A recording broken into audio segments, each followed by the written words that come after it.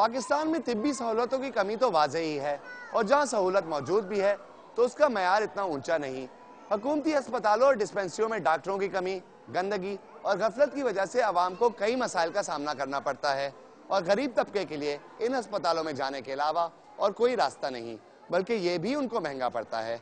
इस हफ्ते की दूसरी कहानी यही है और देखते हैं कि मुल्क की आवाम के लिए तिब्बी सहूलतें काफ़ी भी हैं या नहीं, और सैलाब के बाद उनके मुतासरीन की सेहत के लिए क्या इकदाम किए गए। अब शुरू करते हैं पंजाब के मरकजी शहर लाहौर से चंद किलोमीटर के फासले पर एक बेसिक हेल्थ यूनिट से, जहां हमारी नुमाइंदा सना सैफ के मुताबिक डॉक्टर मौजूद नहीं, स्टाफ अनट्रेंड है और सफाई का कोई इंतजाम नहीं।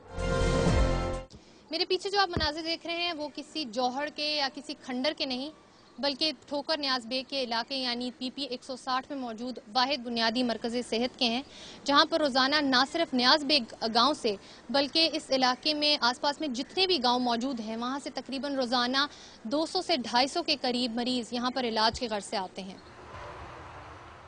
लाहौर इस्लामाबाद मोटरवे से मुत्तसिल न्याज बेग गाँव 60,000 से ज़ायद नफूस पर मुश्तमिल है। यहाँ के रिहायशियों के लिए हुकूमत ने एक बुनियादी मरकज़ सेहत तो बना दिया, लेकिन इसकी हालत पर तवज्जो देने की जहमत किसी ने नहीं की। कोई एंबुलेंस नहीं इतने गई, कोई एमरजेंसी लोग किसी वक्त ऐसा कोई बन जाता, कोई बीबी का कोई मसला बन जाता, कोई ऐसे नहीं इतने मौजूद नहीं सहूलत हैगी। सही हो जान, अच्छा बन जा, छत डिग्गा ना लिए क्या सही हो जाए। ਉਹ ਨਹੀਂ ਨਾ ਬਣਾਉਂਦੇ ਸਹੀ ਕਰਦੇ ਪਏ ਹੁਣ ਇਹਨਾਂ ਡਾਕਟਰਾਂ ਤੇ ਨਹੀਂ ਨਾ ਵਿਚਾਰਿਆਂ ਉਹ ਚੰਗੇ ਨੇ। सहूलतों के फुकदान और इमारत की खस्ता हाली पर यहाँ का अमला भी परेशान है। कोई भी खुश नहीं है, यहाँ तक कि हम लोग क्या पेशेंट भी नहीं खुश।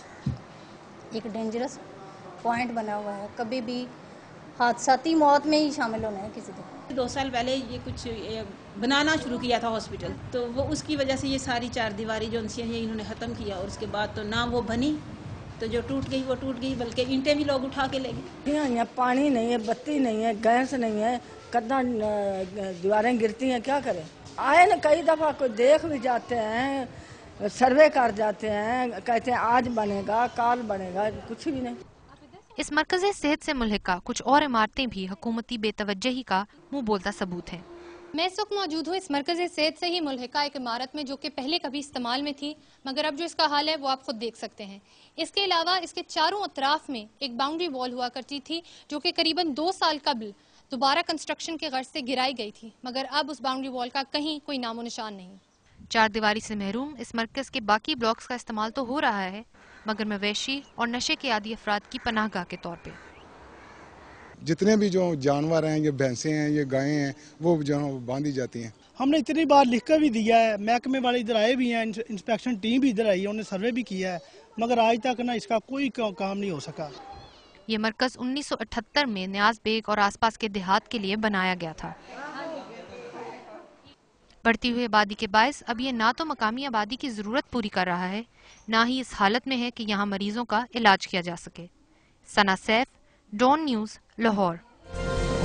जी, तो जैसे कि आपने देखा, शहर लाहौर के करीब इस बेसिक हेल्थ यूनिट की तरफ कमी तवज्जो दी जा रही है और ऐसे बेसिक हेल्थ यूनिट मुल्क में हज़ारों की तादाद में मौजूद हैं।